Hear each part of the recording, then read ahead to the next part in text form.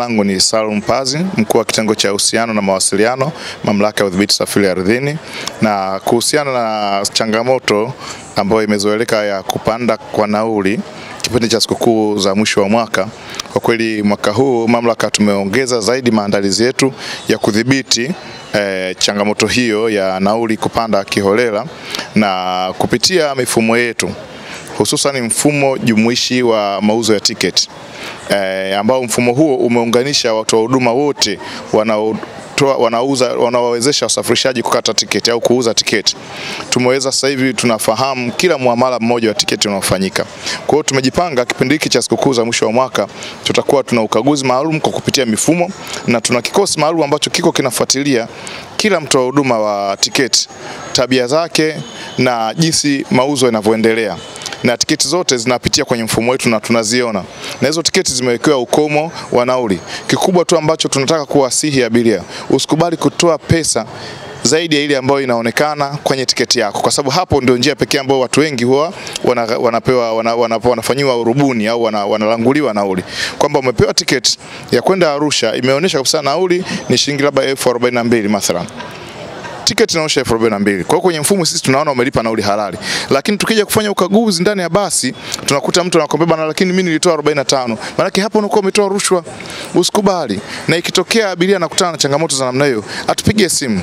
Simu yetu inapatikana kabisa, namba 0800 1100 19 au 0800 1100 20. Tutachukua hatua. Lakini pia tutaendelea kufuatilia wale mawakala ambao sio waaminifu au watoa huduma ambao sio waaminifu, ambao wanaweka mazingira ya kuuza tiketi kwenye mfumo kwa bei halisi, afu wanamuomba abiria kutoa pesa zaidi nje ya mfumo. Na kipindi hiki cha sikukuu za mwisho wa mwaka tuna ukaguzi maalum wa huduma sasa za usafiri kwa ujumla, kwa sababu kuna changamoto mbalimbali huwa zinatokea, ikiwemo na changamoto ya labda abiria kuwa wengi na magari yanakuwa machache, baadhi ya abiria kukosa huduma ya magari. Kwa hiyo tunaendeleza ukaguzi maalum ambao utafanyika, na huo ukaguzi unatusaidia sisi kuhakikisha kwamba huduma zinakuwa za kutosha, na pale ambapo kuna changamoto huwa tunachukua hatua za haraka.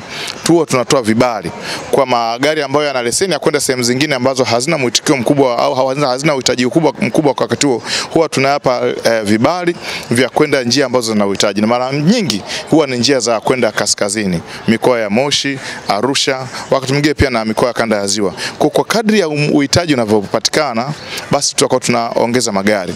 Lakini pia upande wa pili, sisi pia tunadhibiti huduma za usafiri wa reli, na hata hivi jana tu wakaguzi wetu wametoka kukagua njia ya reli ya Dar es Salaam kwenda mikoa ya Moshi, Arusha, ambako pia kuna huduma za usafiri wa abiria, na tutashirikiana na wenzetu wa TRC sasa waongeze kama ilivyokuwa miaka ya nyuma. Wataongeza idadi ya treni na itatusaidia sana, kwa sababu unajua sasa hivi huduma za usafiri wa mabasi zimesambaa zaidi mitandao, sehemu za pembezoni mwa nchi, kwa sababu kutoka Dar es Salaam mpaka Dodoma SGR imechukua abiria wengi, inatoa huduma kwa abiria wengi sana. Kwa hiyo tuna njia mbadala ambapo huduma hizo zinatolewa kwa ufanisi sana, na mabasi yameweza yale yalikuwa yanatoa huduma ya Dar es Salaam, Morogoro mpaka Dodoma, sasa hivi imeongeza kwenda hizo sehemu zingine za pembezoni mwa nchi. Kwa hiyo sasa tunaamini safari huduma itakuwa ni nzuri, na hatutarajii kuwe na bugudha, kwa sababu tutakuwa na ukaguzi mzuri kabisa. Tunashirikiana na wenzetu wa Jeshi la Polisi, kikosi cha usalama barabarani, na mifumo yetu kufuatilia mwenendo wa magari pia itakuwa tunafuatilia kwa ukaribu sana.